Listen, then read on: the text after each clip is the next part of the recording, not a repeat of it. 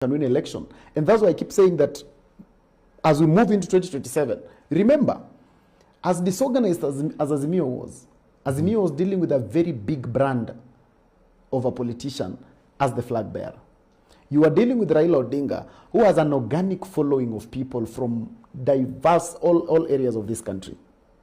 Now, when you are disorganized and you're working for Raila, you can still be guaranteed some 6 million votes.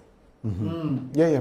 Now, when you are disorganized and you are Rigathi, Martha, and all these guys that we're talking about, I cannot be able to see, honestly speaking and scientifically speaking, how you can be able to beat President William Ruto. Because let me give you a simple thing that is an example that many of us are not looking at. Jagero, we were able to have meetings with President Uhuru in Sagana State Lodge. And not once did we invite more than 5,000 people. And every time those 5,000 people came to Sagana State Lodge, there was a lot of drama around it. Yeah? Sometimes it would be in the media that someone had missed food, another one had missed their transport back home and all that. Now let me show you how organized President William Ruto has already become. President Ruto did a meeting of 17,000 people in Sagana State Lodge. No drama, no nothing. You have not had anything dramatic that has come out of that meeting. 17,000 people were brought to one place. That is organization and that is order. President Ruto is doing the Nyota program and moving around the country. And in every stop, he is not hosting less than 10,000 young people. When you put 10,000 people in one place, what you expect should be chaos. He has so far done, I think, about 8 stops, with yesterday in Nairobi. No drama, no chaos, no TikTok complaints coming out of it. That is not achieved because there was a miracle. That is achieved because someone was organized and planned for it. Now, if that is happening today, most of the time, I wake up, until nowadays, I'm very, very, very careful about what time I wake up, because it is so dangerous to wake up and find the president's page live. And I'm not president. So why is the president waking up earlier than me? Like, by the time I'm waking up, the president is actually live somewhere doing something. And that has kept happening every other day. Meaning, Kalonzo Musyoka, Rigathi Gachagua, Martha Karua, who are the other ones? All these guys. Joachim's boss. Yeah, Wanjigi. All these guys wake up when Ruto is already on the ground and doing stuff. So if that is the reality today, you do not expect a miracle to happen then in future. Because evidently speaking, this is someone who is actually planning something, and this is someone who is already doing something. Remember, as it stands now, the Kenya Kwanza people have a presidential candidate called William Ruto.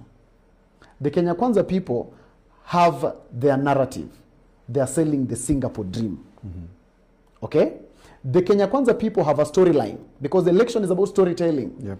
What are they telling this day? The story of President William Ruto is that he'll be telling the young people that I found an unemployment problem. I came with a Nyota program. I started Kazi Maju. I gave you affordable housing, and this has been able to be employing young people. It might not be where it needed to be, but we have started. President Ruto will be telling the story of how he has transformed the health sector. And he'll be saying, I found a defunct NHIF that was stealing millions and billions of money from you people. I brought SHA. Today, all of you are going to the hospital and SHA is taking care of the bills. And that will not just be something he's talking about, it will be an experience that people are living. Because today when you go to the hospital, Jagero, SHA is going to pay something for you. Say that again. He will be telling this story. He'll be telling the story, Jagero, of affordable housing. And President Ruto will be saying that I found a housing problem. Why is so exciting? Because it is the truth. It is the truth. So these are the stories that I'm telling you, Jagero, that he'll be talking about affordable housing.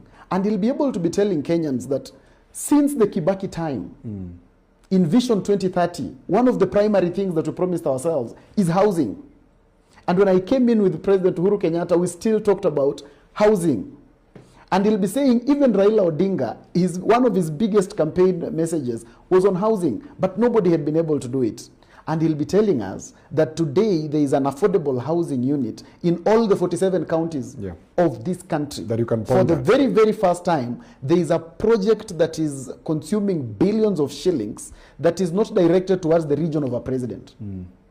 For the very first time since independence, there is a project that my mother in Bungoma can actually pass and see and say, this one has been done. President Ruto will be telling the young people that I know that you people love sports. And for the first time, we have a mega stadium. And he's The hosting Talanta up- Stadium. and he's hosting up And on electioneering. Exactly. He'll be telling this story and saying you can be able to see what we have done about the sports sector. That for the first time, a sportsman was able to earn 1 million shillings for every match. For the very first time since our independence. And He'll be and telling athletes are able to earn 5 million for every record exactly. broken. These are the stories that he'll be sharing. And he'll be stadiums are all over Stadiums the are all over the counties. country. He'll be telling this story to this very voter. He'll be telling the Mama Mboga that I brought you the Hustler Fund. Yeah. Today you're not going to a Shylock to pick 1,000 shillings and 500 shillings Yeah. so that you can better your business. There is the story of the Hustler Fund. He'll be telling you, Jagero, that when you are going to the university today, if you cannot afford to go to the University of Nairobi, you can go to the Open University. And at the Open University, your fee, your tuition fee, is almost exactly half the normal fee of another university. These are the stories that William Ruto will be telling the people of Kenya.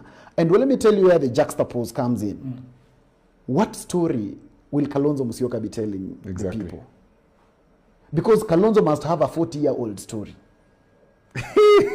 Without a 40-year-old story, What does that even mean? it means there's Riambo is making it look bad. I'm just realizing what he's actually saying. Yes. That he has been here for 40 years. Exactly. Yes, so he must have a 40-year-old story. Martha Karua must be able to have an over 30-year-old story. All these guys must have a story worth that time. Because this, what I'm telling you about the story Ruto is giving, he's giving a 5-year-old story. In fact, as I speak now, he's giving a 3-year-old story. So these people must be able to have a story to give. In my view, actually, the only person who can be able to complete the story of William Ruto is a very young person who can be understood by the public because he's a greenhorn and has never held office. Otherwise, for as long as you've ever held office in this country, you must come with your story. You as Kalonzo Musyoka, you must tell the people of Kenya what is your story as vice president. When you finish telling them your story as vice president, you must tell them what is your story as the deputy speaker of the National Assembly. Yeah. When you finish that story, you must tell them your story as Minister of Foreign Affairs. Minister of When you Education. finish that, you must tell them your story as Minister of Education. When you finish that, you must tell them your story as Minister of Trade before you go even to tell them your story as a member of parliament. So that is the difficulty that opposition finds Umesikia hiyo themselves in. kitu? Amemaliza hii kitu. Hii podcast